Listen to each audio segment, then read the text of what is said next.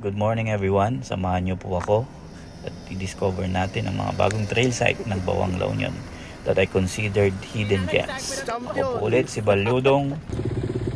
Let's go! Kasama po natin ngayon ay si Paul, our daredevil rider, George Garrett Ocampo ng LGU Bawang, at si Junel. Alam na Junel. Junel. Yeah, inulimigan ka wala to inul. Ito po pala yung bagong discover naming daan galing ka ng Mount Kabugbugan. Bale, challenge namin si Junel dito para ma-overcome niya yung fear of heights and fear of semplang.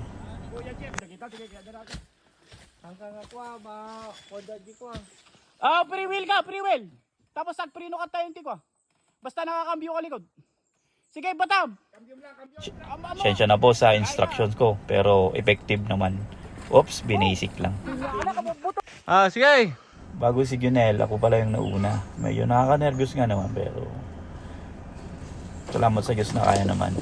Ayan, pa-ekis-ekis pa oh.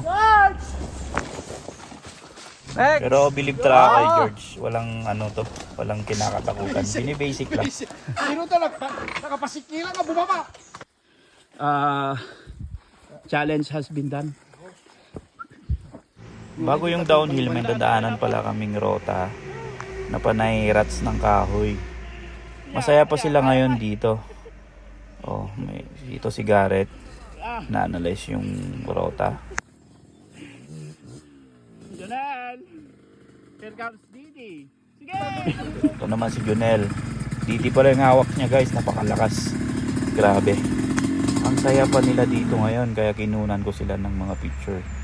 Until such time may biglang sumigaw, nagpapatulong. Hey, Koko! Oh! Da! Okay na lang ang baging. Kaya pala ilang baging yung kasama namin, imbis na patagilid na. Ini ngayon sa Enchanted Camarin. Enchanted Camarin. Alam mo kung bakit enchanted yan? Oh. Kayo. After ng Camarin, hindi namin pinalampas na magpicture sa mga nadaanan naming magandang spot.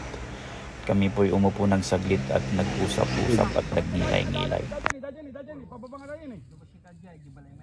Nung kami napilan tadi ay Paul, barigatan tadi gito, isunto man idururuntan.